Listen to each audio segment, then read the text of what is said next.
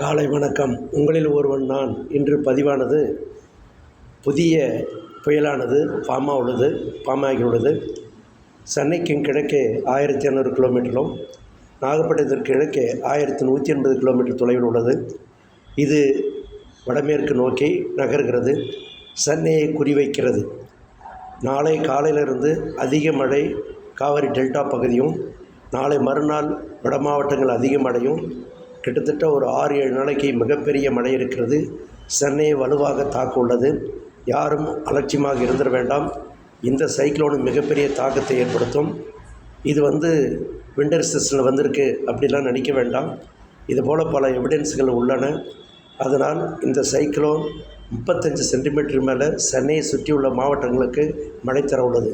என்ன சார் இன்னைக்கு பனியாக இருக்குது, காலையில் ரொம்ப மாட்டமாக இருக்குது, எங்கே சார் மழை வரப்போகுது? அதெல்லாம் கிடையாது. 1200 கிலோமீட்டர் தூரத்துக்கு சென்னைக்கு கிடைக்க உள்ளது. இது அது மட்டும் இல்லை, ஒரு சில இடத்துல பே ஆஃப் பெங்காலில் மேலடுக்கு சுழற்சி உள்ளது.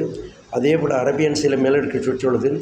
இதெல்லாம் கோயின்சிட் ஆயிடுச்சுன்னா மிகப்பெரிய ஆபத்தை சென்னைக்கு தரும். ஆனால் யாரும் அலட்சியமாக இருக்க வேண்டாம். புதுச்சேரிக்கும் நெல்லூருக்கும் இடையே இந்த புயலானது, இந்த தீவிர ஸ்டாமானது கடலை கடக்க உள்ளது. ஆகையால் அனைவரும் பாதுகாப்பாக இருக்க வேண்டும். அரசு தேவையான நடவடிக்கை எடுக்க வேண்டும். இதுதான் முக்கிய பதிவாக இன்றைக்கு பதிவிக்கின்றேன். நன்றி, வணக்கம். மீண்டும் ஒரு வீடியோவில் மாலை சந்திக்கின்றேன். நன்றி, வணக்கம்.